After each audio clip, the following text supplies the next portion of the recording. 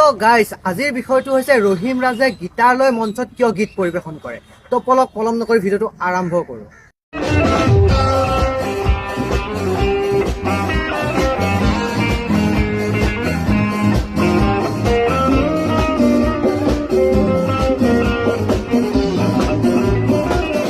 তো গাইজ এতিয়া আপোনালোকে ভিডিঅ'টো চালে নহয়, ৰহিম ৰাজে মঞ্চত গীটাৰ বজাই আছে আৰু ৰহিম ৰাজে অলৰেডি স্পষ্টীকৰণ নিজৰ ফেচবুক পেজত দিছেই।